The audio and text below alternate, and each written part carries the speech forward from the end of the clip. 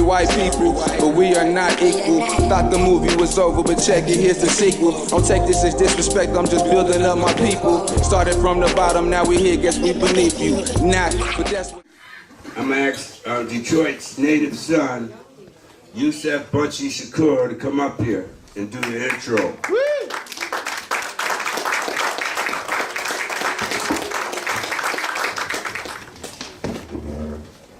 What up, though? What up? What up, though, man? Wow. That's how we do it in Detroit. It's an honor and pleasure to be back here in Rochester. I've been here a few times. Some of you all who may not heard me speak or know anything about me, I am a community organizer with Restoring the Neighbor Back to the Hood. I'm an author of The Window to My Soul, Redemptive Soul, and My Soul is Back, as well as produced the film Detroit Native Son. So, as we introduce the dhorhba, shakur, let me give you a little background. Had the great pleasure and honor in going to Ferguson with Ricardo and another brother named Z. And going there, we had the honor of meeting the dhorhba. At that time, we met his name was Jeffrey Hill. And it was a lot of young folks, young adults who were involved, who was making it happen. And they was organizing, and we had the opportunity to connect and really just get to know each other. You know, for myself, going to Ferguson, it wasn't going there trying to lead anything, wasn't going there trying to do any of those things, but it was going there to learn and listen. And so anytime that we want to address a problem, it's important that we listen to the people who are at the forefront of the problem, which puts us in a position, if we have anything to offer, to make to where it becomes welcoming. And with us having that process, we was able to build a genuine relationship with the dhorhba over the course of his life and our lives that began to change. He adopted us, we adopted him. And the mannerism of how we operate and organize began to impact each other. Because the reality, if you guys haven't realized, Ferguson is not just that small little area. It is Rochester, New York. It is Detroit, Michigan. It is Harlem, New York. The challenging of challenging white supremacy doesn't just exist in Ferguson. The murder of Michael Brown just doesn't exist in Ferguson. So to understand the complexity of the problems, we have to understand the complexity of our own lives, of how we are part of the problem. How we are part of the problem. And when you look at the young folks and what they're doing in Ferguson, they're saying no longer will I be part of the problem, but I will step up and be part of the solution. See, when you sit on the sideline, ain't doing a goddamn thing, you're part of the problem. When you sit in your home, you're just talking and not doing nothing, you're part of the problem. And when we're saying doing something, it's just that, doing something. It may be on the front line, it may be writing, it may be donating, it may be a lot of different things. And there's a lot of different things that we can do to support.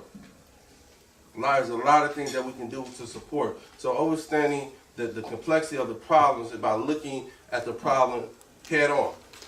And that's what the young people in Ferguson are doing. They're looking at the problem head on. So we had the opportunity to go back to Missouri, part of the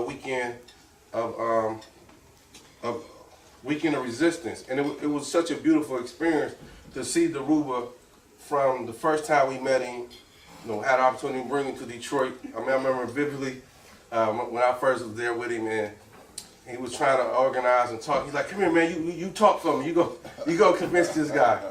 And to see him now, talking with such confidence. And so sometimes many of us, our confidence get beat up by the people around us. Like many of us doesn't choose to be in a position that we're in, but because of the work that we do, puts us in the position that we're in. So, and we understand it's not about an individual, it's about a collective. And the individual represents the collective. It's like, again, if everybody in this room was talking, we wouldn't hear a goddamn thing. So we need everybody to be quiet in the sense of not for me to dominate, just to listen. And then we can engage in conversation. And the point I'm making is, like, even though we may say individual, that individual represents multitude of people. The reality, we don't have money to bring the whole Trivex, right? We don't have the whole money to bring the freedom fighters, et cetera, but the dhorhba is an extension of that group, of those groups. I'm an extension of other folks. And that's how we have to organize and operate in that fashion. But we have to have the core values. We have to have the core values that is significant, that demands of us to have a people orientation. So it gives me great honor and pleasure to bring my brother and my comrade who exemplifies that collective mentality, that collective work. But he is an individual that is struggling and with his own complexity for the greater good. So hopefully when we leave tonight, that we'll all look at ourselves and say that we want not just here to just listen, but to be activated, to do some shit. Dhorhba, shakur.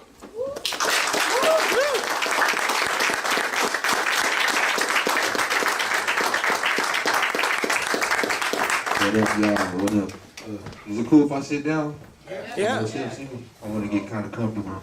It's kind of a scary position. I'm gonna bring my girlfriend up here. This is Sixella Yokum. She's been holding me down.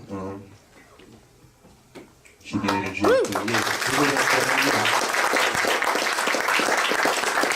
So there isn't really a structure to this event. I was told to just let loose. So I'm gonna do that for y'all. I'm gonna start with the beginning. Previous to August 9th, which was a Saturday, I wasn't involved in any organizations.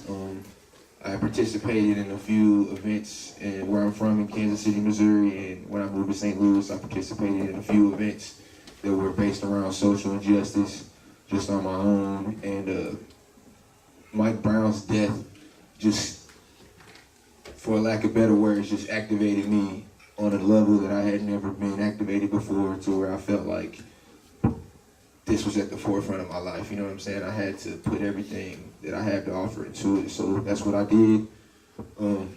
If you guys aren't familiar with the story of Mike Brown, he was leaving the store and walking back to his home, the Canfield Apartments, which is in Ferguson, Missouri, which is a suburb. Maybe it's supposed to be a suburb. It's not really a suburb anymore, but it's about 5-10 minutes away from St. Louis, Missouri. And when he got to his neighborhood, he was approached by an officer by the name of Darren Wilson, and can I be raw here, y'all? Yeah, raw. Yeah, he told him to get the fuck out of the street, him and his friend. They refused to get out of the street because they're walking to the apartment complex. It's something that they do all the time. People walk across the street. He then tried to hit them with the car, with the SUV that he was driving. Then the first person, which was Mike Brown's friend, he ran past the car. Mike Brown then tried to follow. Darren Wilson reached out of the car, grabbed Mike Brown. There was a scuffle. When Mike Brown got away, the cop fired 2 shots at him, both of them hitting Mike Brown. Mike Brown didn't want to be shot anymore, so he put his hands up, said, "Don't shoot," and was on his knees when the officer approached him and fired off several more rounds, which led to his death.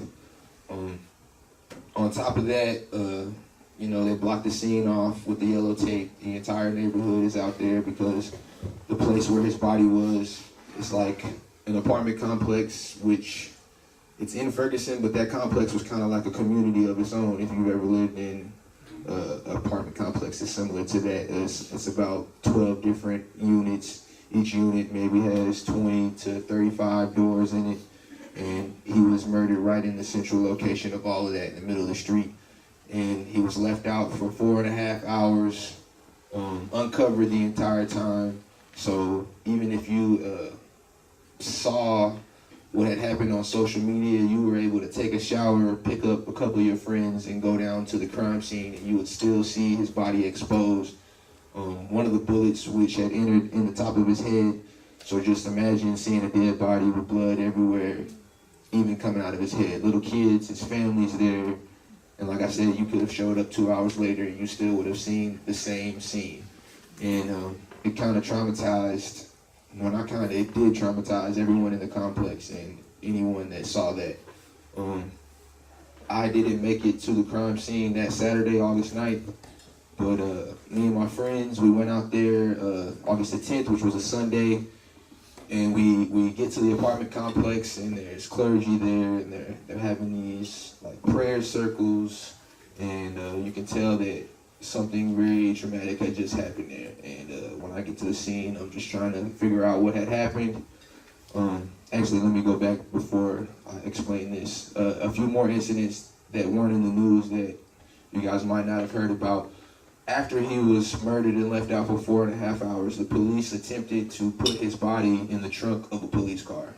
Not a police SUV, but a police car. And the entire community was inflamed by this, so the police had to maneuver a little differently, and they eventually ended up taking his body in a police SUV, which still isn't normal protocol. If you're alive, they're going to rush you off in an ambulance, and if you're deceased at the scene, they're going to take you away in a black coroner's van. Neither one of those were done. He was escorted in a police SUV, which there are photos of. You can see that. And that was how that Saturday ended. Sunday, like I said, thousands of people were out at this time to show their respects for Mike Brown and his family, to show their condolences. And after about 30 minutes to an hour of just prayer, people were kind of agitated, and they wanted to act. They wanted to be vocal with how they were feeling. So one man had yelled out, "Hey, let's go to West Florissant." And me and my group of friends, we were like, "Yeah, let's do that." You know what I mean? Like, it's a lot of people out here. We could easily block off this street. West Florissant is one of the main roads in Ferguson. So we start to tell everybody to go out to West Florissant. So we're yelling this out, and eventually we get a good number to come with us, which later follows that the entire crowd comes out to West Florissant. So we're blocking West Florissant, and the clergy are kind of pissed off that we kind of ruined their prayer that they had going on, but they eventually get to the front of the crowd with their bullhorns, and they kind of direct us in chants and stuff like that, which was cool. So we're out there, no justice, no peace, and we're blocked off the main road, and then the police are flying down, and they've created kind of like a line, which I'm sure you guys have seen before when the police show up to something that they have to react to. They don't just react when they're on the scene. They gather up in an area, and they all get together, and they have a strategy that they do. And so they all got on one end of West Florissant, and they create this blockade, and we're marching towards them. No justice, no peace, and everything's peaceful. And this anarchist kid, he's there with a group of people, but he was by himself at the moment. He had an amplifier with the radio on it, and he was playing this song, which was like the theme song for the whole day that people were playing in their cars, and it's a song by Lil Boosie called "Fuck the Police."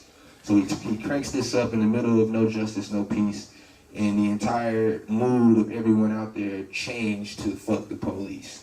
And so there were more cop cars that were coming to get through the line, and they had to go through the crowd of protesters, and since everybody's mood had changed to "Fuck the Police," they acted on that by kicking cars and throwing bricks through windows as they drove by and spitting on people and stuff like that, because they were pissed off at the events that they had just saw.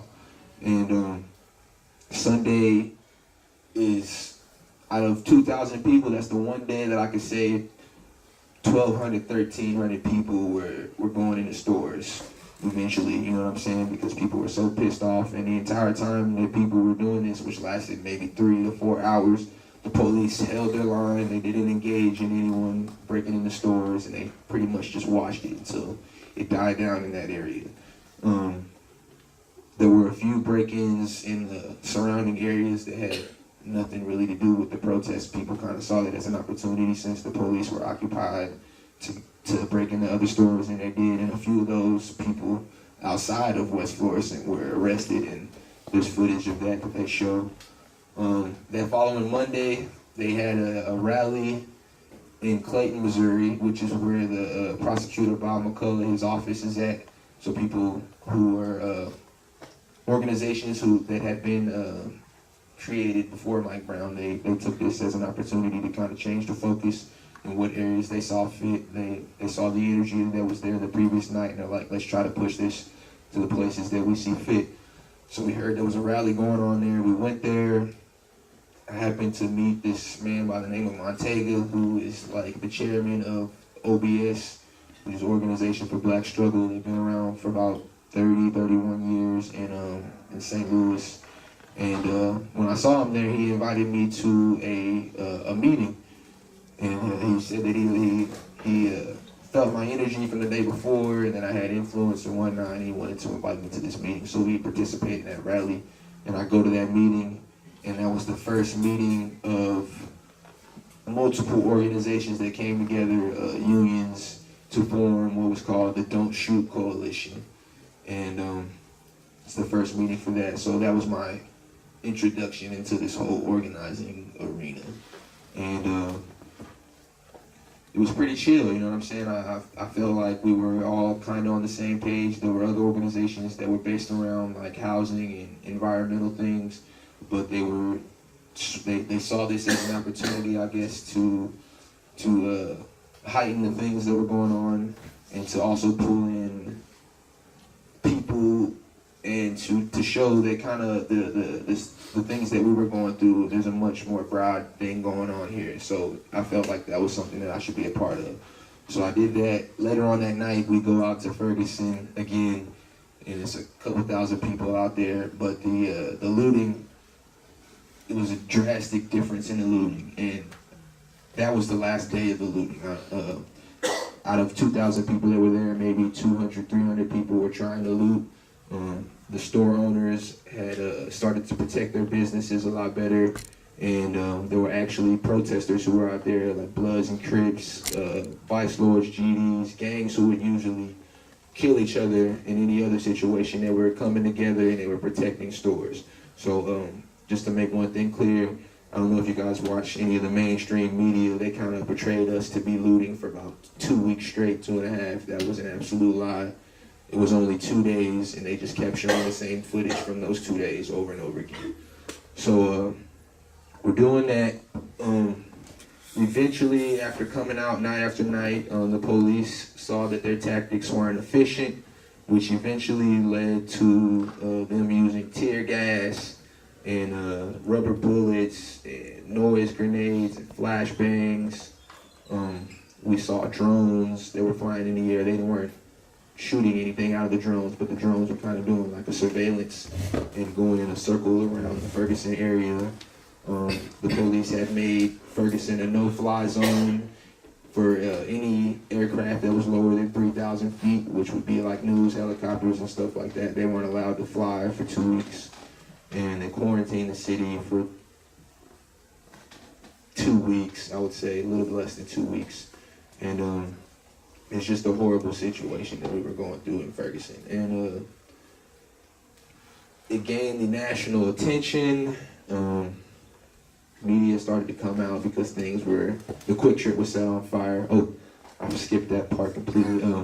On that Sunday, which was the second day, that same anarchist kid who changed the whole mood, he was actually the first person to throw a brick through the Quick Trip window that day. And as you know, once he threw that brick through the window, everybody else just followed, and eventually that Quick Trip burned down. I disagreed with their tactics at first. Whatever day today is, October 22nd, I want to say I 100% agree with their tactics at this point. Sorry about that. This is me being raw. This is not a representation of Tribex right now, but that's me personally. I agree with those tactics today. But we go through these traumatizing events for 2 weeks. To make a long story short, these organizations that we had become a part of were promising us things, that the youth would be at the forefront of these issues, and that the resources that were available to them would be available to us. We soon found out that that wasn't the case.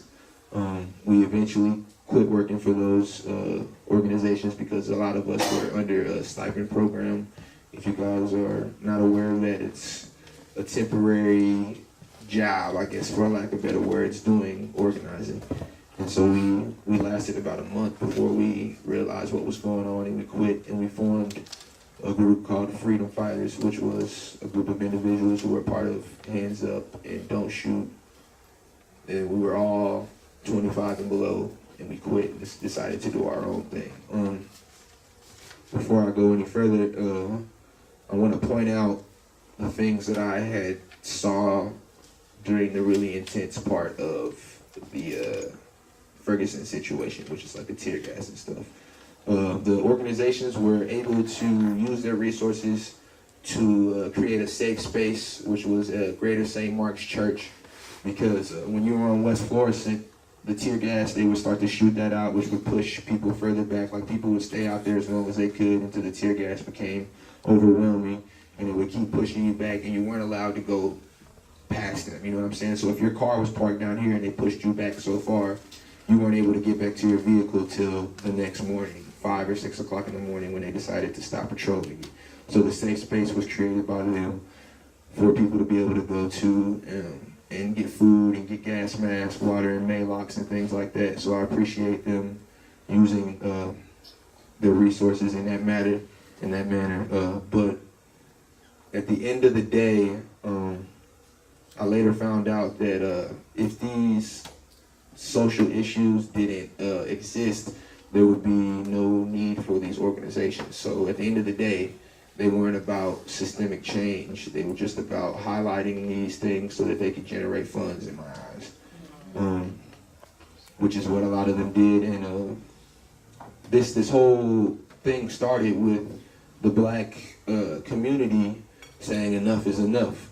And the organizations that came in, they were trying to broaden the spectrum because they all are stems from the same tree, and they're connected. But when they did that, they kind of undermined the thing that started it in the first place. So one thing I want to say is I understand that, like, gay issues and Palestinian issues and South American issues, all these different issues, they're connected, but the black community kind of brought this stuff to the forefront to where it was a conversation. So I feel like those organizations that are, these other issues may be their focus. Whenever something like this happens, I feel like organizations should attack that head on and keep that narrative, because it's what started it, and once we can come to an ending point on fixing those things, then we can then move on to these other areas. And that didn't happen.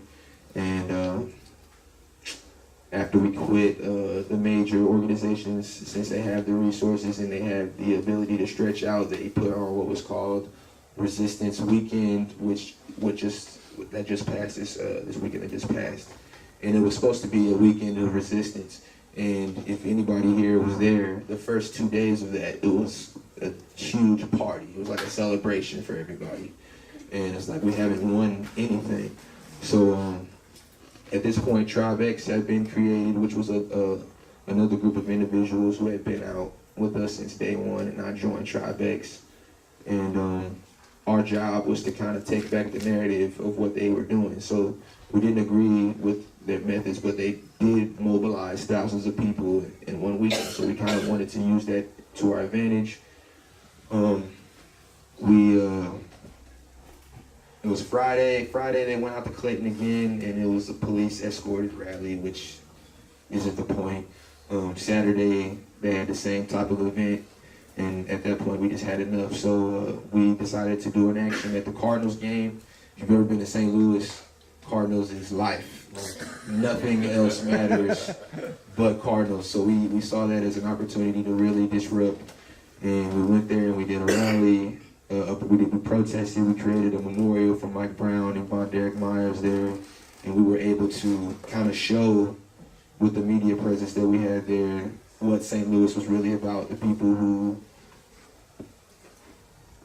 are not out there, and people, like, some people seem to think that this problem that we're facing is a small group of people who are enforcing these things, but we realize that it's a large group of people, and even though those people may not be vocal, we can agitate them in the right areas to where that will come out. So that's what the Cardinals action was about. We did that, and then later on that day, we put our social media presence together, and we were able to mobilize about 300 people to the ground zero site of Von Derek Myers, which is the third person who was killed by the police in the past 2 months. And after doing that, we realized how much power we really had as individuals, and that we didn't need the big organizations to do the things that we were doing, and we could really take back the narrative. So we did an action that day, which it was the first time for a lot of people who had came in for Resistance Weekend to experience resistance for real. as soon as we hit Grand Avenue, the tactical tank was there with the tear gas.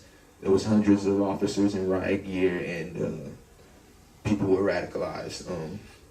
We ended up going to Grand and Arsenal, which is a major business district in South City, St. Louis, and people were arrested, and like I said, it was their first taste of what St. Louis has been going through for the past 2 months. So the following day, they had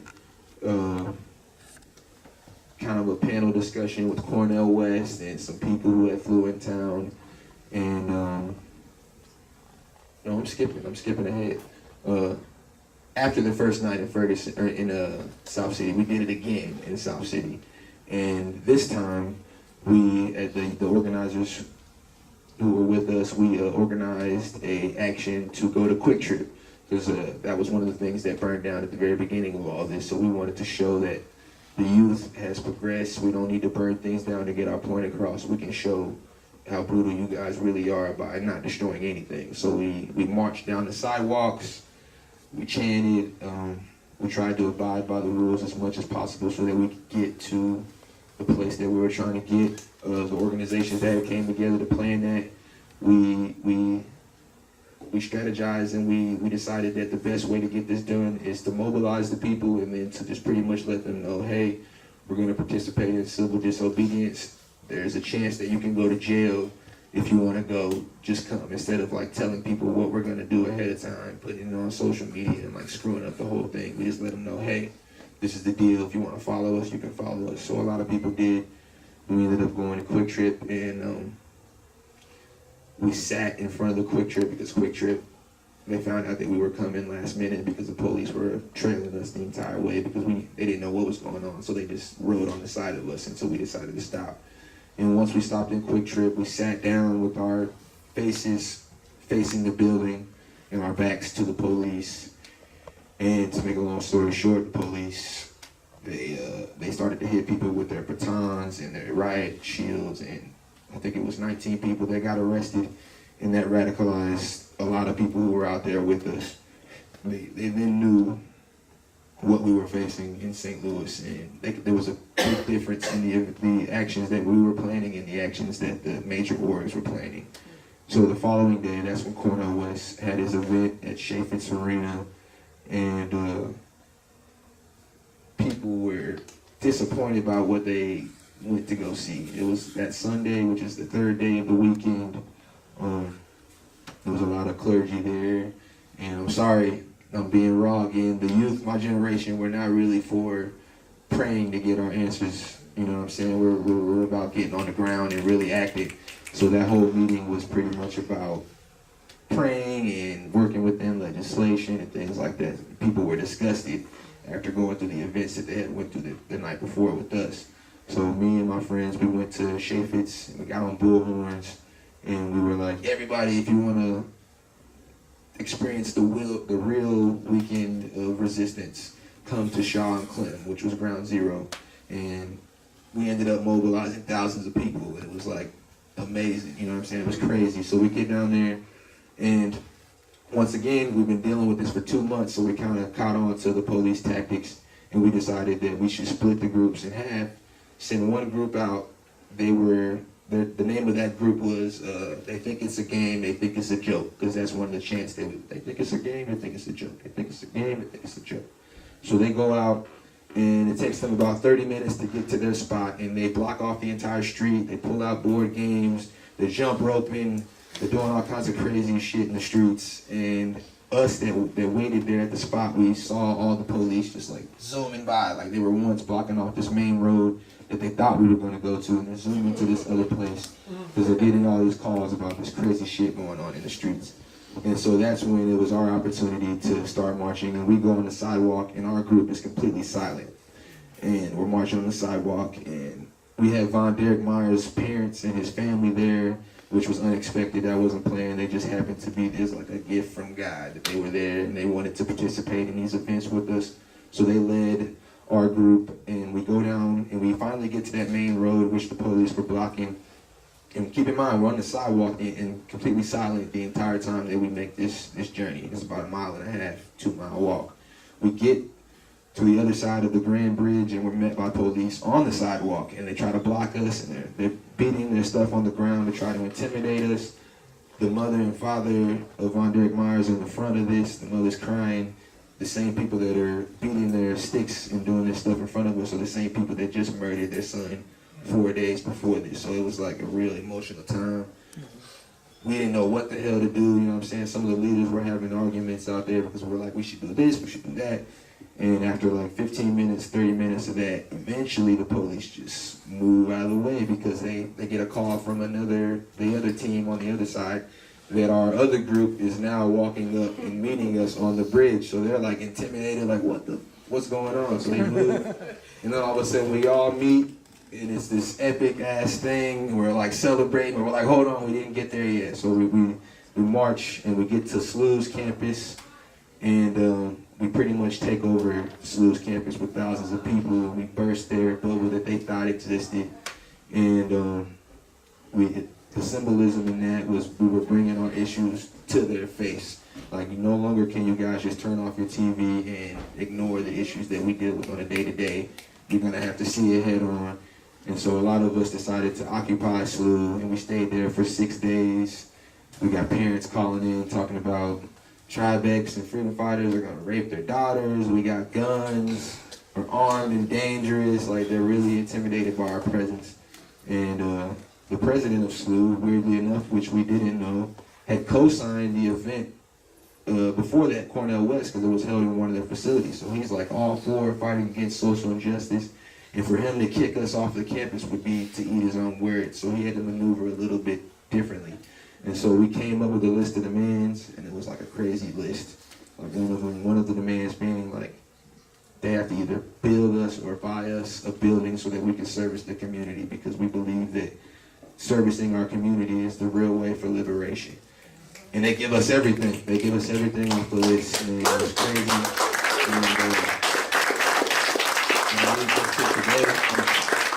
I'm sure I missed a whole lot of shit in between that whole gap, because I just went through like 2 months. And yeah, it's some crazy shit. If you want to add anything to that. Hi. First of all, I want to thank Ricardo and Rochester for having us here. Really appreciate the opportunity.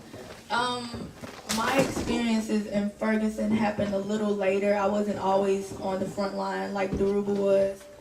But my experiences as far as tear gas and just like police just being real ruthless and locking us up. I was one of the 13 people to go to jail in Ferguson that night in front of the Ferguson Police Department, because we were all there for several nights at a time trying to get our point across to the police department who was responsible for Mike Brown's death.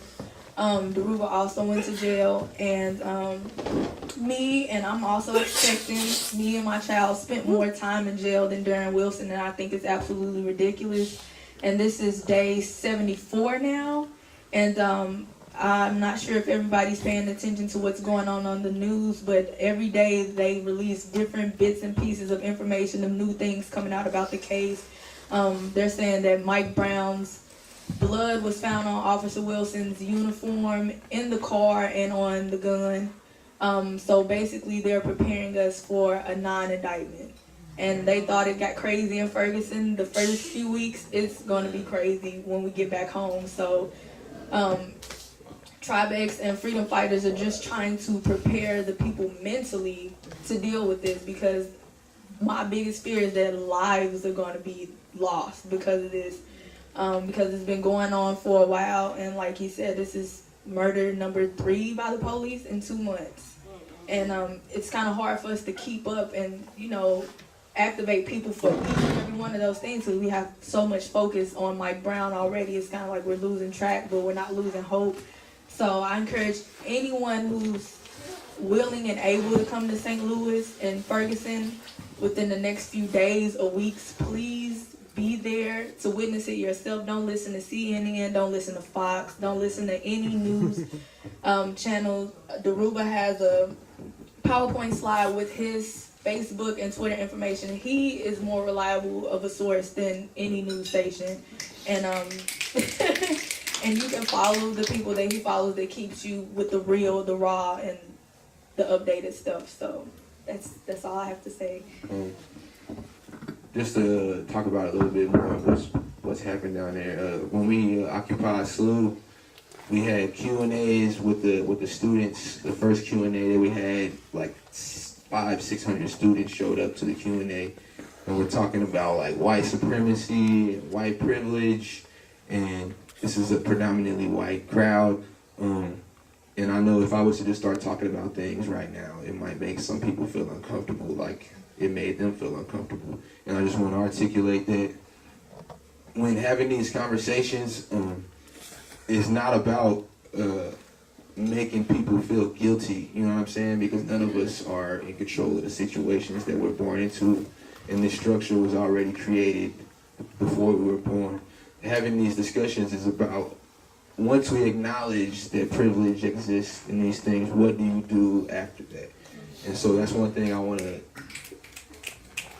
articulate to you guys, and as white allies, a lot of these conversations should be started by you guys. If you guys know what's going on, don't be afraid to talk about these things, you know what I'm saying? Because hearing it come out of my mouth, it may, just because of the way that this conversation is, it comes off as like a negative thing.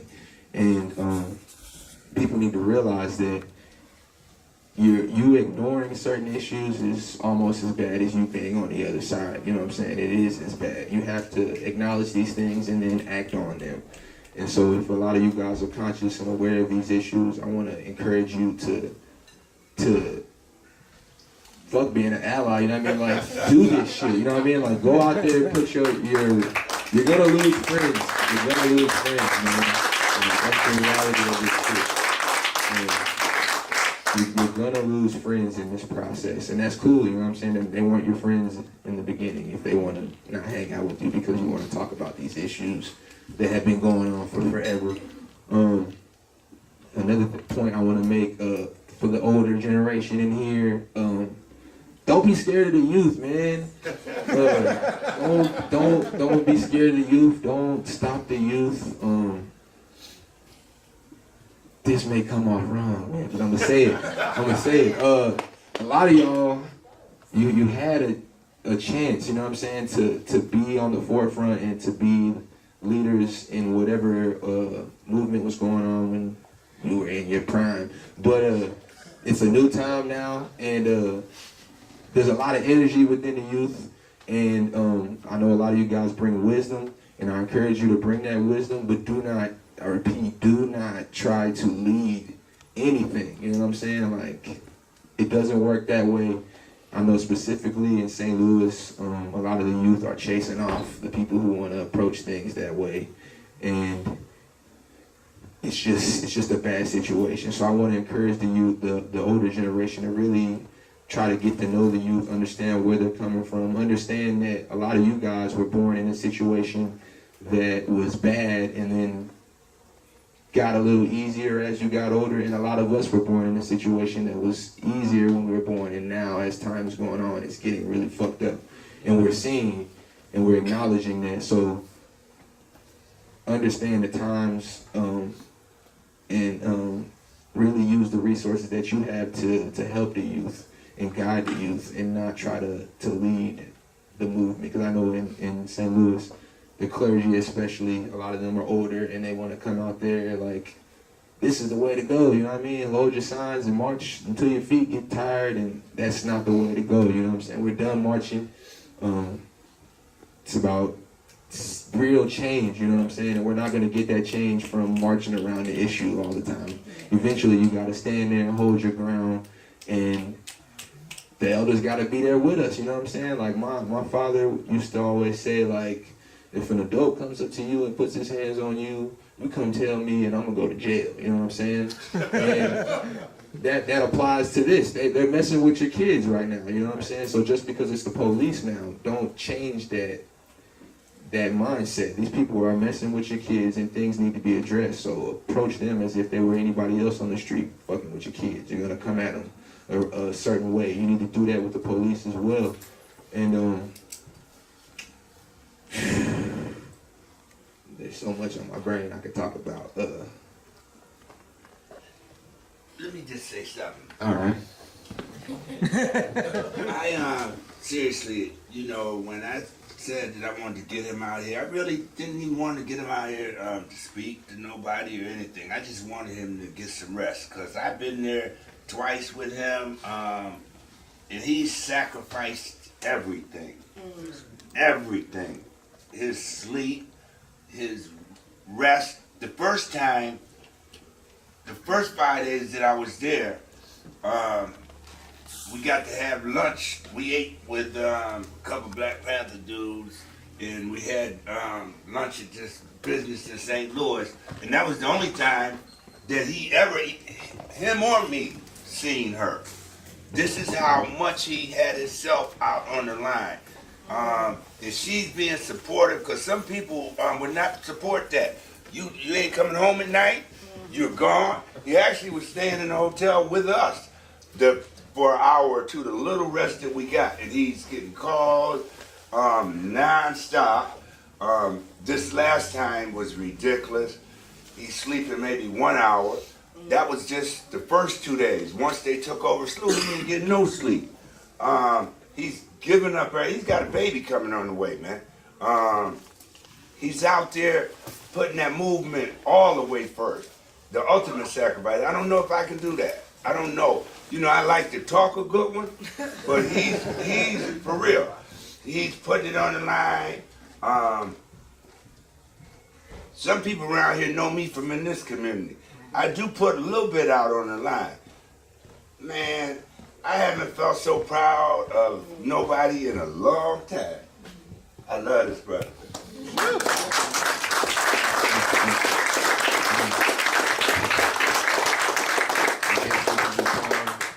We can take some questions and shit until something comes to my brain. Please don't be shy with the questions. Ask what you want to know, if anybody has any questions. I have a question, I guess, because I just didn't understand it. What was the reason for burning the Quick Trip place?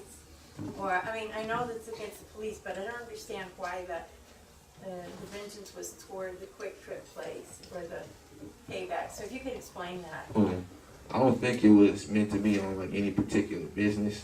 It was just that a lot of these people that were on the ground at the time, there is no other avenue for them to be vocal about anything. So it's like, if I can stop one of your major business hubs from functioning, you're going to pay attention to what's going on down here. So I think that's the reason why Quick Trip burnt down. It was like a way of saying, hey, I'm trying to say something. Okay, thanks. I was actually kind of throw an answer to hers. The anarchists, yeah. They were the ones that Again, started. with the burning of the building, it's simple direct action. In a capitalist system, the capitalist structure only understands capital loss. Right. And how we create capital loss. Right. Any other questions? Yeah. So when you got that letter from SLU, because I've read it, it's like a mess of demands, and they're just like, all right, you get a community center and some more funding and some more scholarships and all this stuff. What's that feel like? What was the mood after that? Because I know y'all probably taking down some tents and stuff like that. What's the mood after that? Honestly, at the time when it was going down, everybody was in agreement with it, except for me and one other guy. We actually were the last ones to put our tents up. We wanted to stay. We felt like they were bullshitting us, and there was going to be some way around it. And after talking to the mothers of the organization, they're like our advisors. They kind of solidified it in our brains that, hey, this has never happened before, ever in history, you know what I'm saying? And so I'm a little at ease with it now, but I'm still on the fence about it, for real. Like, I'm expecting him to screw us any day, and I'm ready to go back out to SLU if that's the case, but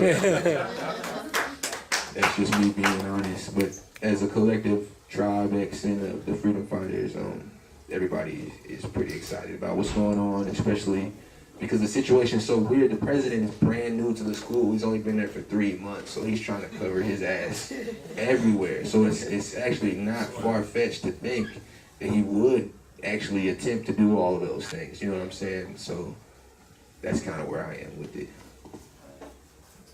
I'm kind of like dubious about the word support, so I don't, I agree with you where he's just get involved, you know, just get out there.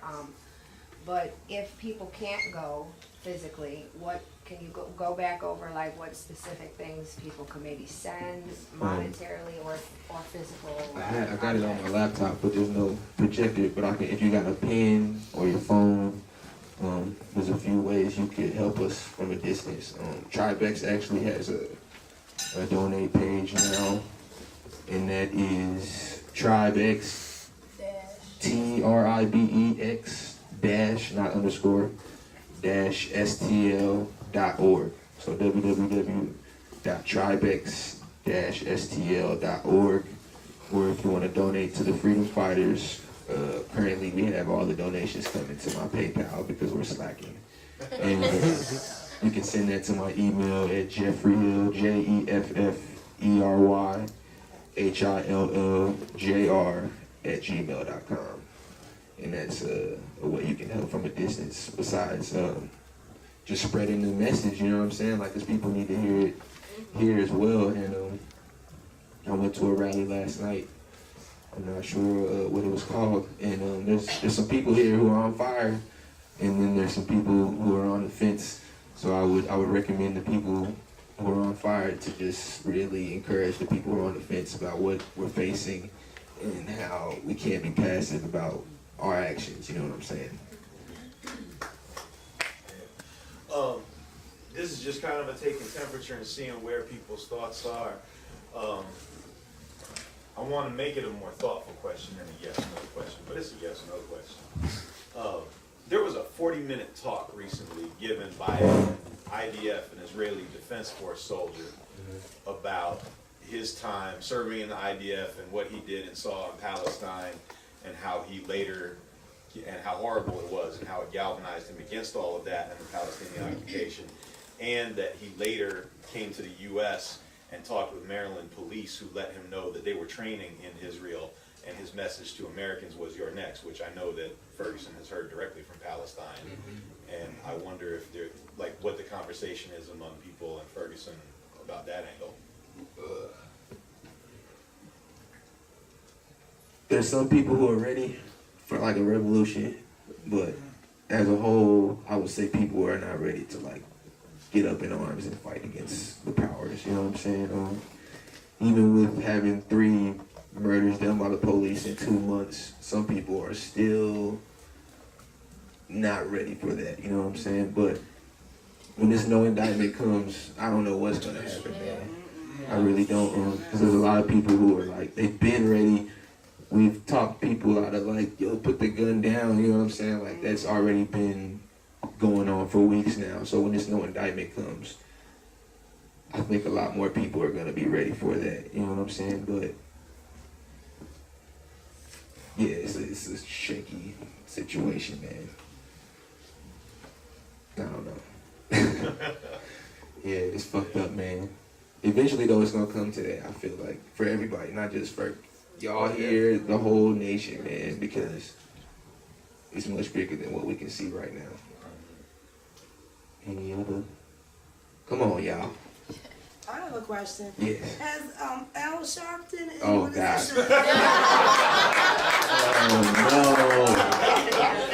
Can you feed me in there? Okay, so Al Sharpton and them, they came down. They came and did their thing. You know how they do. And they. Well, what did they do? What exactly? I mean, like. They came in and got right with the family, and because of their history, the family welcomed them, and they were spoke at a lot of churches. They got paid, and then they dipped out, and that's them. You haven't seen them anymore, right? Nah, not he doesn't even talk about it on TV now. He's talking about like ISIS and Right, that's foreign what I policies asked. now. You know what I'm saying? He just came and got he did his PR stunt and bounced out. When I was a part of the major organization, what's his name? Jesse Jackson. Yeah, oh God. He was a little worse. He showed up to a rally that we had did, and keep in mind, these major names didn't talk to anybody on the ground, not once. So he showed up to the rally, and because of his name, someone handed him a bullhorn. And this is right after, because keep in mind, like I said, the organization had used this church as a safe space, and some windows were broken out of there, some toilets were messed up, so they decided to have an offering to give to the church so that they could fix some things. And everybody was down for that, you know what I mean? We're passing the buckets around, they're like, hell yeah, because this space has been like it for us, you know what I'm saying? And then Jesse Jackson comes out of nowhere right after that. Dude, 10 people got $100 in here. How many people got $100 to give? And that was the beginning of Ferguson chasing out people like that. He was the first one where he almost got beat up that day. Man, it was bad. Yes. Jesse Jackson almost got beat up. Yes. It's a great day in history.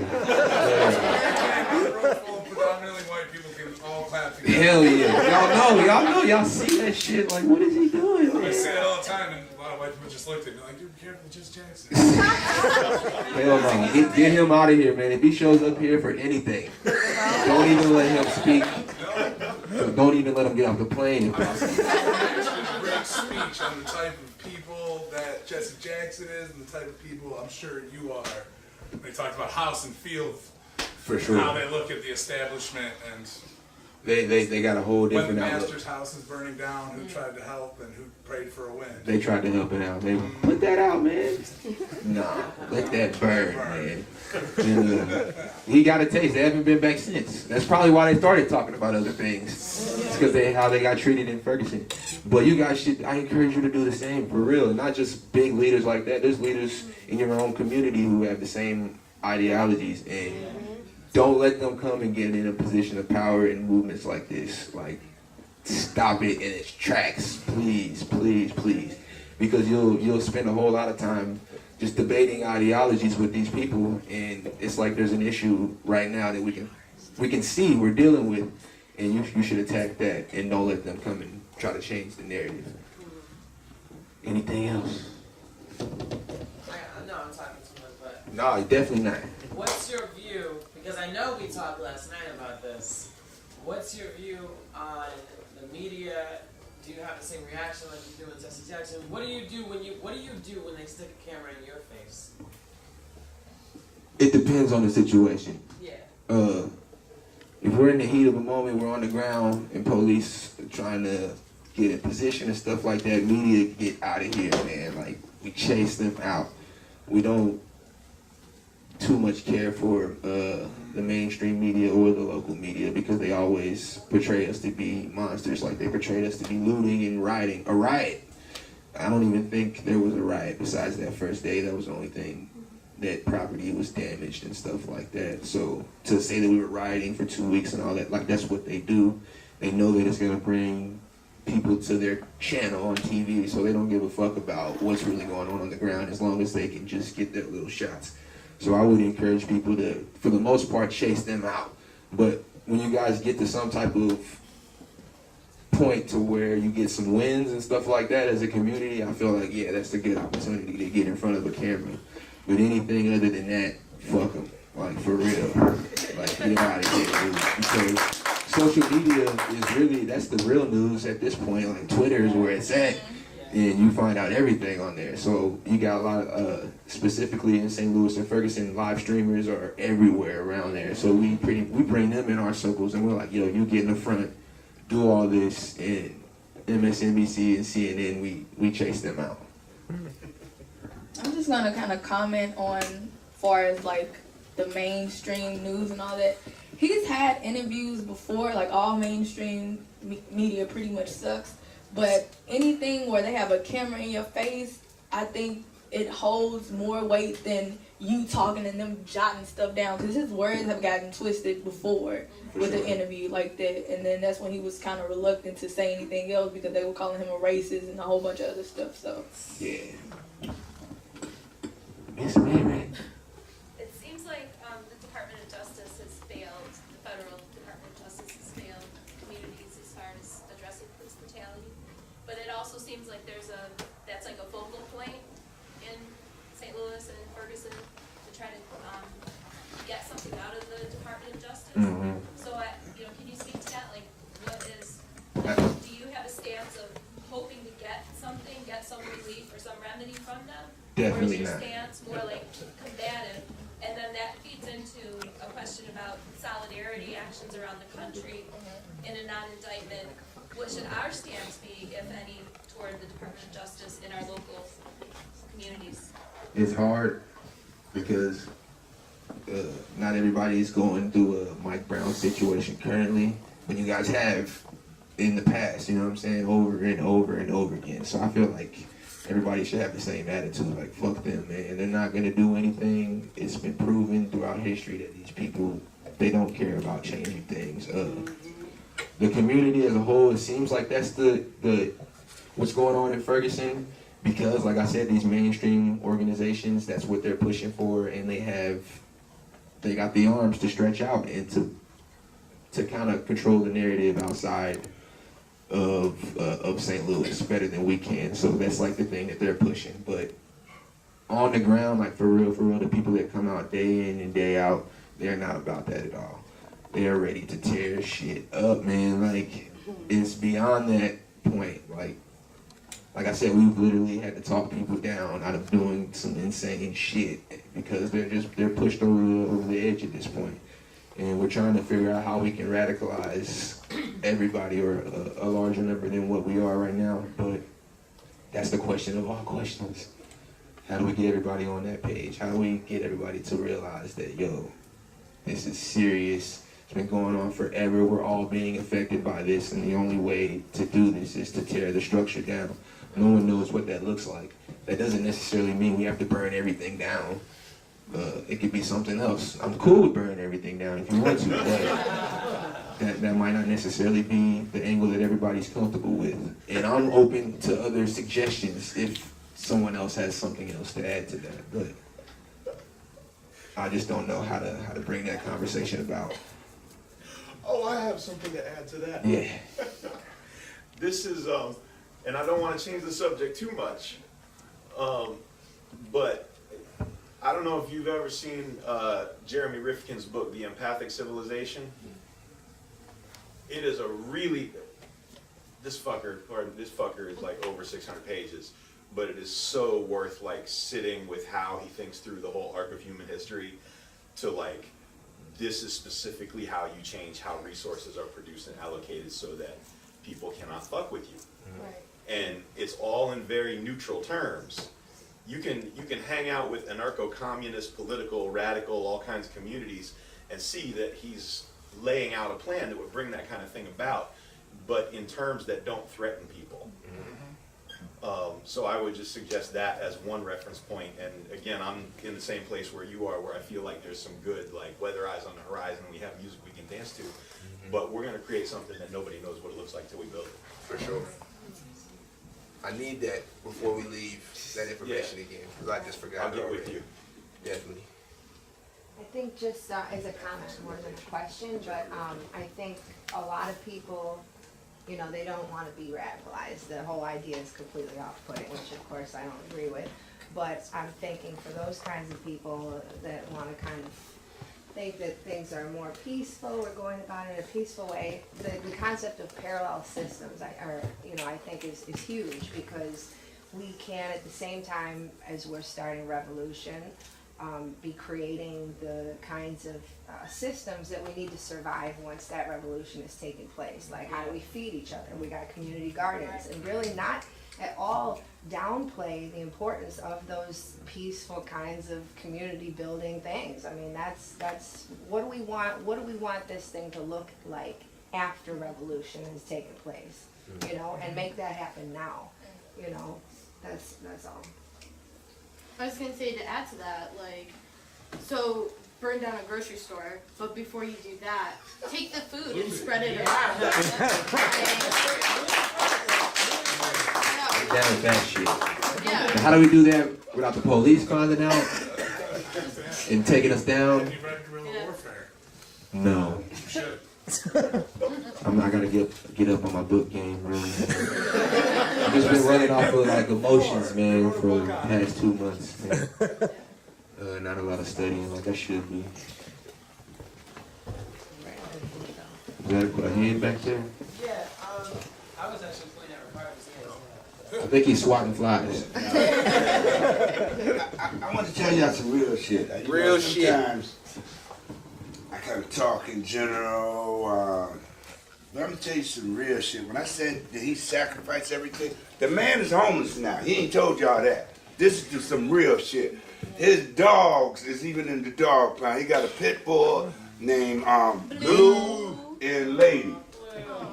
Blue and Lady. Right now, they're in the pound. Doggy jail. Yeah, they're homeless right now because they were in the county. Some shit about you can't have a pit bull in the county.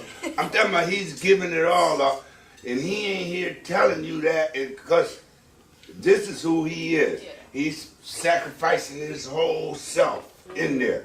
And so I'm just telling you, man, before you leave here, and my name ain't Jesse Jackson, don't run me out here. My name ain't Jesse Jackson, man. But get his brother some love, man, for real, man. He really could use it. He ain't gonna sit there and tell you that. He's out there last night with the homeless people and going through it with somebody about homeless, and he homeless himself. And they thinking that he might not have good intentions. So I'm just giving you some real shit about this brother, man. He's sacrificing himself, and I have to again applaud his old lady and the baby up in there, because they're not getting what they're supposed to get out of this. You know, they're not getting any of his time. The movement is getting all of his time, and she's being the supportive one. I tip my hat to her. But that's the real shit, man. Seriously. Listen out on that Jiva Theater this weekend. Please, don't go this weekend, man. Support my brother, man. Support him, man. Please. And I just want to mention one other thing. Me and her have spent more time in jail than Darren Wilson through all this shit. And that's a fucking shame, man. My baby hasn't even been born yet. It's been in jail more than Darren The system Wilson. early, you know. Start me off. Gotta start early, you're right. Damn. Yeah, any more questions? Nah, not one more. 10 more, for real. I mean, I'm chilling with y'all, man. Pick. Oh, okay. I have a mic. Yeah. You said something? Huh? Oh, no. Okay, so, my question is, so you're talking about a community center. I saw it. It's in writing. It's all over Facebook. It's all over Facebook, all over Twitter, from Occupy St. Louis University Community Center. Is that where we're going to have education of the children happening? Yes. Definitely. Yes. Because I'm thinking about back to the Black Panther Party, who started the breakfast program, which fed me all through elementary school, because my parents didn't have the money. So like what's on the horizon for that kind of thing? That's definitely on the program. We want to feed kids before and after school. I'm a musician. One of the services that I want to add is like free services all around music. So if somebody wanted to come in and get an album made, whether it's rap, rock, so we got the capabilities to record up to like an 8-piece band. So we want to be able to offer all of those services for free. And like I can't tell Quan to get off the block and stop hustling if I can't create some other alternative for him to be able to create funds. So that's just me personally. There's a lot of other people who are involved in this who have other skills that are going to be applied, like the community garden, which has already been started. It's been in effect in St. Louis for some years now. And the person that's in charge of that is 100% behind what we're doing, and they want to start another garden on the property that we'll have. So these are different things that we want to to begin once we get the building. But even that, you know what I'm saying, that's going to take some time to really wake and just activate a lot of people in the community. So if there's other things that people have to offer, please send those in. Like, we need all the help we can get, and also try to apply those things here before Mike Brown's situation happens. I know in a conversation that I had earlier with some people, they were like, yo, we were specifically talking about you guys' new first black lady mayor. And yeah, they're like, how do we dismantle her without looking like a racist? And one way you can do that is by giving your time to the black community now. Like, show people that you're really down for them. You know what I'm saying? Like, you don't gotta start off the discussion like, yo, we gotta get her the fuck up out of here. It didn't help that the other guy's last name was White. Oh no. So many layers to this shit. It's like I would just start by servicing the community in every way possible that you can right now. Like, really get down with the homies out there, and like, don't just show up when it's time for some shit to go off. Like, be there now, implement yourself in that community, and then you can start to educate people on different things. But right now, people are failing on a fundamental level, so we need to help them out there and gain trust in that way in the community, and then we can start to maybe implement our ideologies if they see fit.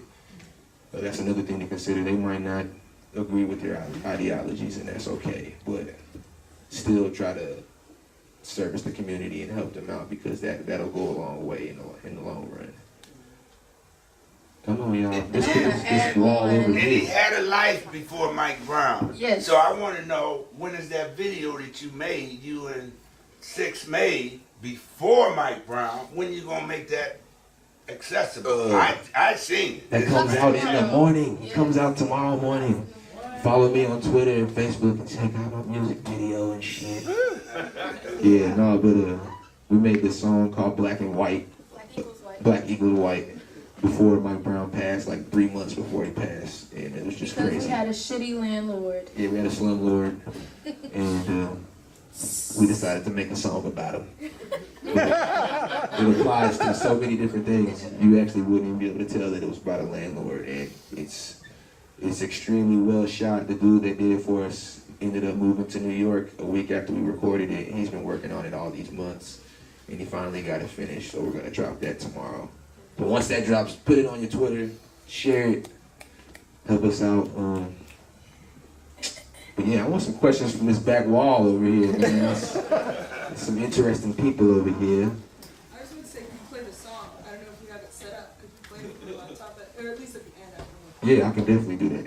Someone should try to say something. Have you guys contacted any other groups like the American Indian Movement or any of those groups that have been fighting the minority equality rights, especially like with all the problems on the reservation, Pine Ridge Reservation in I believe it's right there in South Dakota, southern North Dakota. But like the American Indian Movement, they're like the guys who really, John Trudell, Russell Means before he passed, these were all guys who really started that occupying, like when they occupied Alcatraz for like, I want to say a week. There was Wounded Knee, they took over for 71 days. They were the first people to really brandish arms again and say, we're not leaving, and we don't want to shoot, but we're not leaving, and if you come in, well, then We might have to shoot. they were used to work really close with the Black Panther Party way back in the old days there, and I know they're still functioning, and I'm sure they're currently fighting. There's like a couple land grabs in Canada they're fighting against right now. Like, I don't know if you know about like the poverty rates in like the reservation. Yeah, like, they're horrible. Reservations. Like I grew up in Ghost Town, right around here, Jay and Glide area. And let me tell you, the first time I set foot on a reservation, I didn't believe people lived there. And it's like, I thought the neighborhood I came from was poor, but I'm sure those organizations would. And someone like you doesn't really necessarily have the experience organizing a mass occupation the way they have in the past, but If you can bridge that gap, please. I'd be more than willing. We'll get together. Definitely today. I'm You're saying you're hanging out, right? I'm building with y'all in after the this. neighborhood, so Drink a beer, have a I couple got no cigarettes, restaurant. have a good time. We need some more questions though. I'm gonna get this lady right here, and then you back there, sir. Some of us have been looking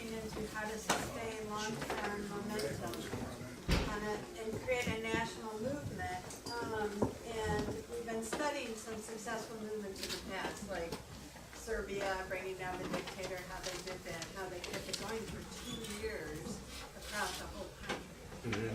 And so when I think about Ferguson and all the great resistance you guys have been doing, like in my mind, I'm visual, so I kind of see that energy just coming out from there. But it's like, how do we do that? How do we use that momentum to create this movement nationally, you know, and starting with it? I mean, this police brutality there, you know, as you said, it's here, it's everywhere, it's all over the place. And so, how do we, and I guess that's a question for all of us to think about, like, use this momentum to create this national effort. We need to become friends. We gotta become friends and just start organizing. I don't know any other way, but just making these relationships really mean something besides me just standing in front of you and saying words. Like, really call me next week, like, yo, what's going on? What can I do? I got X amount of number of people who are ready to do whatever, you know what I'm saying? Like, how can we make this connection even though we're not in the same place? And I think that's a good place to start, just having like these solidarity actions all over the place once we've made these connections, and just building on that, because you guys got some things that you could offer us, and we got some things that we could offer you, and we just need to continue to build on that and really do it, you know what I'm saying? Like, I don't think anybody's actually done it. It's just been, what do we do? You know what I mean? And then that's just where it ends. Like, give me your number when I leave. I'm gonna give you my number. I'm gonna get to know you, and let's just exchange resources and pick each other's brain apart so we come to some type of conclusion, man. Because at this point, I don't want to let this flame die out, and I know that they're trying to kill it. You know what I'm saying? They're doing everything in their will to kill it. So we have to do everything in our will to not let it die. When you get off of work, I'm gonna call dhorhba today or something, or whoever you know, and let's get together and build something. You guys got the homeless movement going on right now, you know what I'm saying? Like, I'm sure some way we could blend those together and make something happen, and whatever, you know what I mean? Like, I don't know. Like you said, that's a conversation for all of us, but we need to first get to know one another and become friends. In the back. So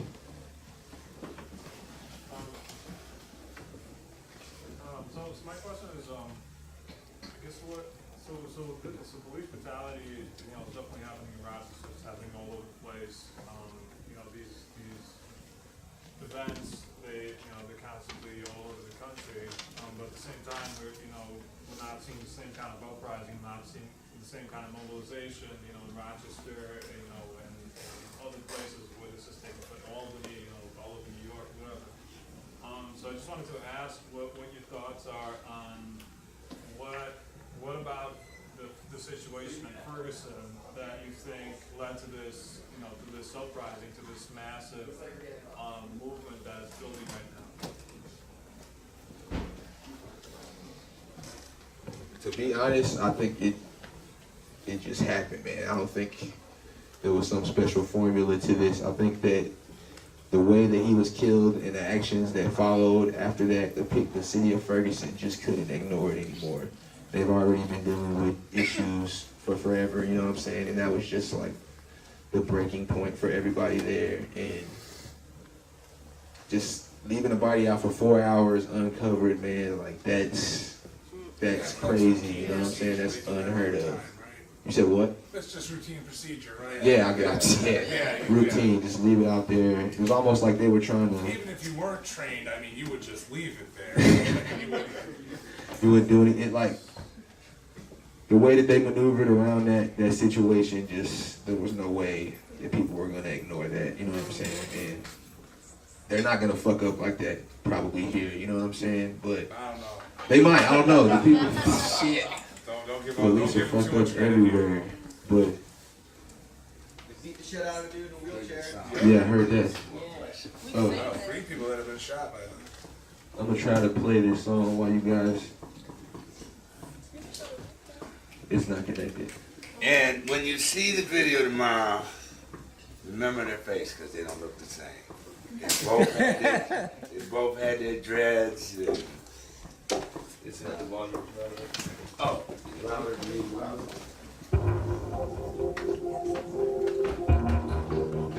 Shit, is there any other questions? Are we listening to this track? You guys see? I don't gotta see it. You'll see it tomorrow. You'll see it. It's not that important. It's really not. No, I was just asking why you cut your locks. I cut my locks because I was doing free forms and I stood out like crazy, man. Like people, they knew who I was from a mile away, including the police. And so I just wanted to blend in a little better and makes me look a little bit more militant. So I like that. And another thing, I feel like my locks is like, I feel like that's something that I should grow when I'm in a place in my life to really experience life, you know what I'm saying? And you'll be able to see that in my locks. So I just decided to cut it off because I'm not in that place yet. And it's time for me to get real grimy right now. So cut it off for that.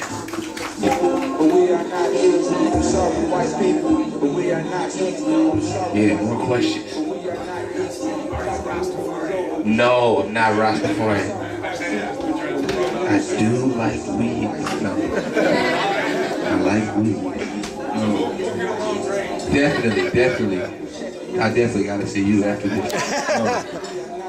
But anything else? Come on, y'all. We gotta, come on. Anything. Oh, Ted, hell yeah.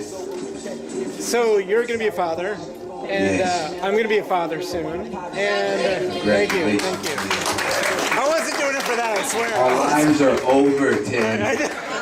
They're completely over. That's my question. You know, like when you have the baby, like what happens then? Is that even on your radar now? Because on my radar right now is ending mass incarceration. Not thinking about a baby, but I probably start thinking about that. You know. Like, I'm gonna put him in army fatigue, and he's coming out there with me. Pretty much, I'm serious. I don't know what else to do. well, yeah, right. I can't be a father right now. No, I plan on trying to add some balance to my life eventually. But right now, while I'm in a position to like give it all, I figure I should do that. Because who knows what can happen in these couple of months. But eventually, I am gonna have to turn it down a notch. But yeah, hopefully we got that national platform before then, so that I'm able to do that. And yeah, that'll be dope. But, like I said, our lives are over, man. Yeah. So we should actually put our heads together. Maybe you can babysit one weekend, babysit another. We'd love to come to Ferguson. For sure. Yeah, we'll call you. Anything else? Yes. We were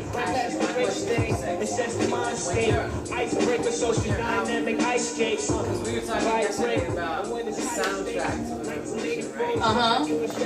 What pumps you up? What song pumps you up? What gets you on? Fuck the police. What pumps me up? And what pumps me up? I don't think it's like a specific soundtrack. I think it's just the chants and the energy of the people. Like I found myself chanting when I'm not around them, just like randomly in the store, like fuck the police and no justice, no peace. And I really think that fuels me because, like Ricardo said, it's not easy being supportive in the beginning. I was like, oh, you crazy? You're just out there day and you don't give yourself a break. But I had to learn to let him blossom into the person he is, because he's changed drastically in 74 days, like you guys wouldn't believe it. And I really appreciate that growth because he's helping me become a better person, believe it or not. And like the balance is just, it all comes from support. And I think if we take the time to love each other more, the police and other people will have no choice but to love us. But right now they don't see that from us, and we don't see that from each other as a people. So that's something we got to get back to, just love and unity and just peace and all that good stuff.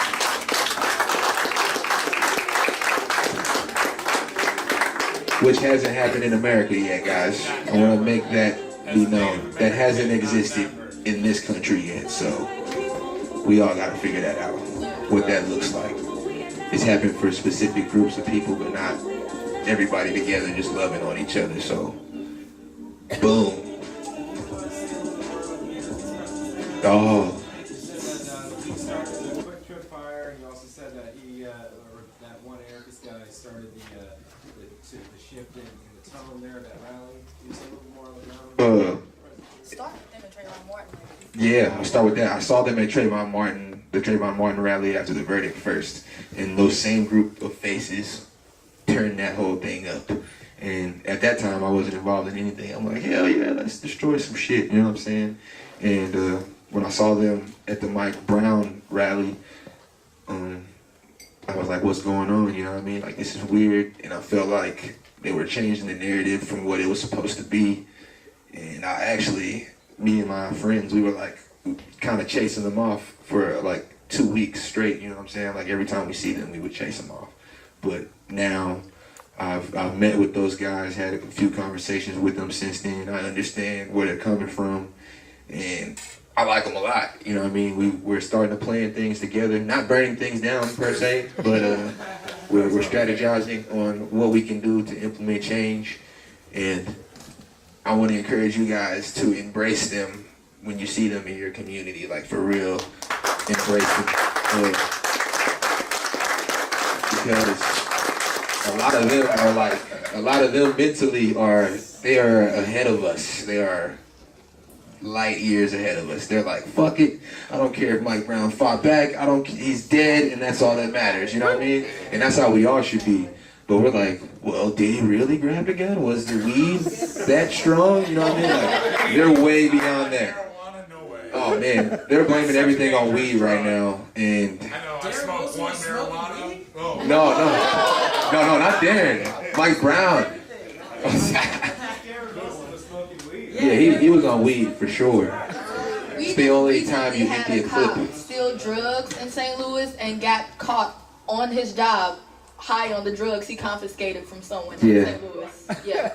This is real. At least pay for it. That's what I'm saying. You could have bought that shit. You didn't have to steal it from me, so I can't make no money. But the anarchists, I really appreciate them, and they're like family to me now. And I encourage y'all to do the same, because they've always been around, and they've always been looked at in a certain light. And we've tried every other alternative except for theirs, so maybe it's time to kind of shift that way. Just did an article, 9 Ways Direct Action has gotten more change than peaceful protest, oddly enough. I read that at like 6 a.m. this morning, oddly. Because it's them, it's you like saying enough is enough, bro. Go on their website, you'll find it, I promise. I was shocked. I'm definitely going to check out that article. Action did more change than peaceful protest. And Look it up. the people that believe in legislation, I want to articulate this a little bit more. It doesn't work. It doesn't work. And sometimes it works temporarily and it pacifies us, but it's not systemic change. And that's what we need, which is going to require us to establish something new. And sometimes you have to destroy the thing that's standing in order to do that. And that looks a little different. No, I'm not just saying everybody's going to smash some shit. That's not what I'm saying. Let's get that right. It's not what I'm saying. But wait a minute. What? Wait a minute. But for real, like, I think some of the more established organizations should start to incorporate anarchists in their circles, because they have a lot to add, and you might have a lot to add to them that they don't know. So just bring everything tighter, you know what I'm saying? Everything that exists right now, even though you guys may have different ideologies, there's things that we can agree on right now, and I feel like you guys should get together and really harness those things out. And if you guys want to vote, and if they want to tear something up, that's cool, you know what I mean? They both can work hand in hand, you know what I'm saying? That's not impossible. And I commend them for fighting this long against us, you know what I'm saying? Because all these years they've still been here with the same agenda, and they've kind of conformed me a little, you know what I mean? And their methods work. You guys wouldn't know about any of this shit if Quick Trip wouldn't have burned down. You know what I'm saying? The news wouldn't be there. Mike Brown would just be another boy dead. Even with those events that followed his death, you know what I'm saying? It would be just something scraped under the rug if it wasn't for Quick Trip burning down. And I just think we need to really evaluate all of our tactics and all of our resources, them being one. Another group popped in my mind. For sure. Like there's like, I don't know if you follow like in like Rio de Janeiro and like Sao Paulo, Brazil, like the anarchist black bloc groups are a very heavy presence. They lead what most of the news here calls riots. Is usually planned direct action. Like pumpkin throwing. No. Like, I'm just kidding. Full scale. No justice, no police. No police. Like the main chant in Brazil is police retreat, combative youth is in the street. And that's usually as everyone's putting on masks, goggles, everything to protect from that. Homemade body. I don't live without it now, man. I don't live without it. Any other questions? Come on, y'all. I know it's got to be a few more. Yes, sir. I'm not the most eloquent person, so I'll say that first. To what extent do you grapple with the possibility that we will not be able to escalate as quickly or as effectively as the state can repress us? It's something that nags me constantly when I think about this stuff, you know? There's a big fucking machine out there. It's the reality. It's fucked up, man. It's like, but I try to think that they can't function without us, so that's one thing to think about. Yusef. I want to have a question, a statement. When we talk about organized violence, it has to be organized in a greater context of people. The power of the people is greater than the machines. However, if we're forcing ideas on the people, how better are we against those we're fighting against? Right. The ideas have to come out of the people. Right. And the only way to come out of the people by being connected with the people. Yep. Serving the people. Again, we can't lead the people without empowering the people. So there's many layers to this, but understanding, again, when you're talking about the black struggle, it was attacked by COINTELPRO. So when you look at Ferguson, it had no leadership development because of our organization being attacked. So they've been able to break free mentally. So when you look at white communities and when you guys organize, you haven't suffered the way we suffered. Right. You know, his name wasn't dhorhba. My name wasn't Yusef.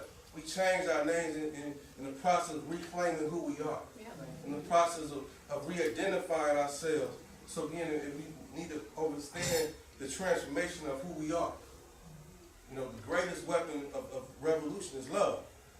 I mean, so but if you're not transforming your lives and you're just out here fighting, what are you fighting for? And we have to be clear on what the objectives are, but more importantly, that serving the people is the greatest weapon of who we are through our love for the people. For sure.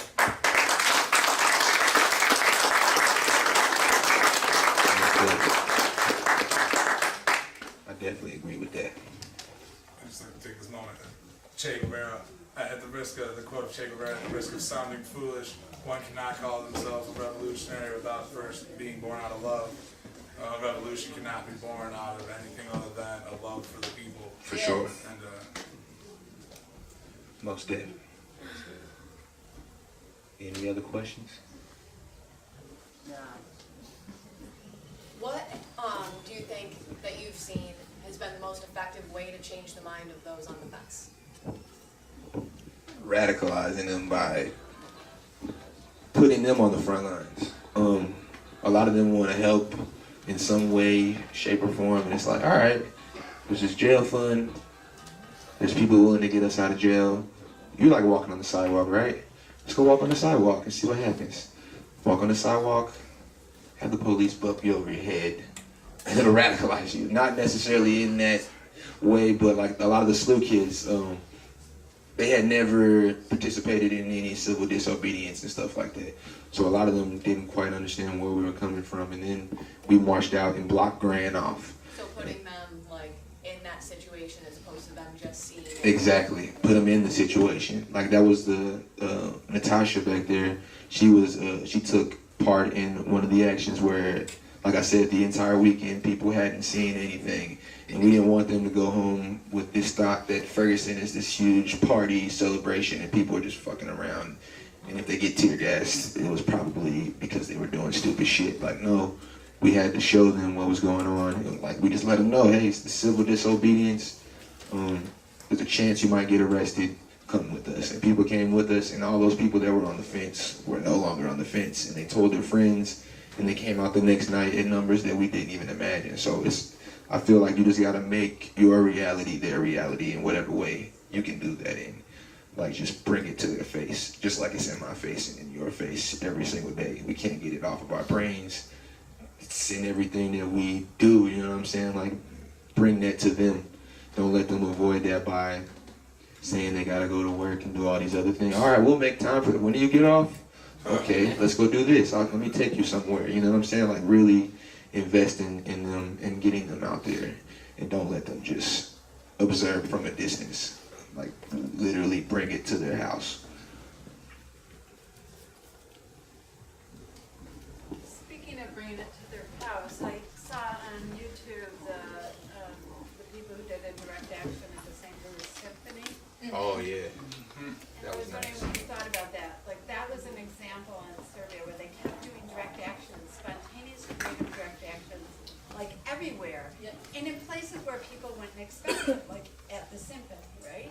Exactly. So I was just wondering what you guys thought about that. That was amazing. That was so... There were so many rich people there to avoid this shit forever. And it was like, they thought that they were going to be able to sip on their whatever the fuck and listen to this. And then all of a sudden people are like, what side are you on? It's like, what the fuck is... You know what I mean? So like, it made them uncomfortable. And some of them, it might have pushed them even more to the other side, which is cool, you know what I'm saying? You're gonna have that, but just bringing it, like you said, at all there's many different places, and to like keep doing that, we can't let that stop, you know what I'm saying? We can't do that for one weekend, and then all of a sudden, they never see it again. Like, we have to be consistent with that to let them know, hey, this is an issue that I can't run away from, and your ignorance to it is causing Mike Brown situations, you know what I'm saying? And causing many other things to happen. So I really encourage those types of things. And if people are willing to put in the footwork to organize things like that, do it. Like, do it. I don't care if it's 10 people. Like, just constantly put it in their faces and make them know that at least there's a small group of people out here who are thinking about this constantly, and you're not going to be able to rest while they're alive. So just keep doing that. And we're going to keep doing it.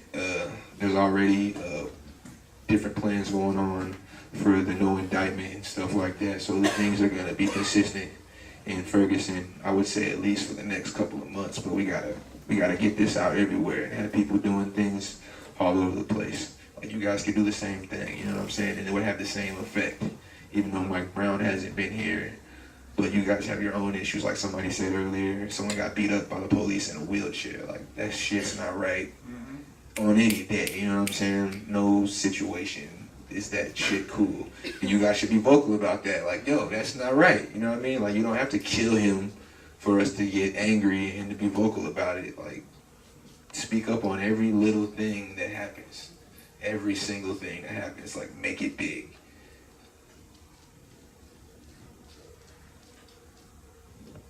I was late, so I'm sorry if this question was already asked, but I'm interested in knowing, has there been any racial conflict within your movement, having white folks in your movement? Has there been any questions about what roles white people should play and whether they should play a role in your movement? And has there been any instances of white privilege being seen within the movement? Definitely. Because a lot of the white allies have the resources, and because they have the resources, some of them feel like they should dictate what their help looks like, and I don't think that should exist, you know what I'm saying? Like, how do you handle that? What do you make sure that it's a movement led by the people who are directly affected by what's happening first? We just try to control the narrative. We try to be intimidating. That helps. You know what I mean? You're not gonna, if we've been rallying and leading these protests for several days in a row, don't think that you're gonna be able to come down there and put in your 2 cents without having a conversation with somebody out there. So just making sure that the people stay in control, and if people want to help, make sure they come and say, hey, how can I help? Instead of, yo, I think this will work better. I think this is what you should do. You know what I'm saying? Like, nip that shit in the bud as soon as this starts. As soon as you see that start to manifest, get rid of it. You know what I mean? And it may come off as rude, but people got to understand, man, that as white allies, I'm sorry, you can't dictate what the help looks like. You know what I'm saying? Like, you just got to be willing to help in whatever way that is. And if it goes against your principles or something like that, then don't be a part of that. But if it's just you don't think that it'll be effective, you got to get that out of your brain, because the people are going to know what's best for the things that they're dealing with. So that's how we try to avoid it, by just, whenever we see it, we stop it. And it has happened. It happened in the very beginning a whole lot. And some people were changed, and some people maneuver a little differently now, and the other, they just don't come out anymore. And that's cool. Hopefully they'll turn around eventually, but you gotta stop that in its tracks. And it's not like I hate to kind of make it strictly a black and white thing, but this situation specifically is. You know what I'm saying? And we can't, there's no way around that, you know what I mean? So as a privileged person, a person who has the resources, you can't dictate how people use those. If you're gonna help, then you're gonna help. You're just gonna give them. And if they try to maneuver any other way, you know that they're not in the same place as you. And you gotta deaden that, because that's dangerous for the movement. To me, personally, I feel like it'll ruin things, man. So we just try to stop it when we see it happening, which is kind of confrontational, but it's gotta be that way.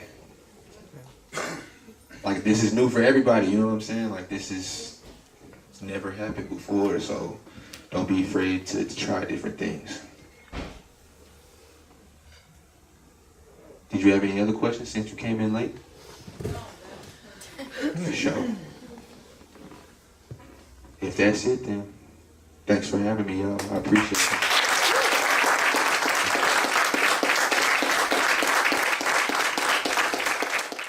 I mean, Luther's the only king that Luther's the only king that y'all show. Sorry, white people, but we are not equal. I'm sorry, white people, but we are not equal. I'm sorry, white people, but we are not equal. Thought the movie was over, but check it, here's the sequel. Sorry, white people, but we are not equal. I'm sorry, white people, but we are not equal. I'm sorry, white people, but we are not equal. Thought the movie was over, but check it, here's the sequel. Sorry, white people, but we are not equal. I'm sorry, white people, but we are not equal. I'm sorry, white people, but we are not equal.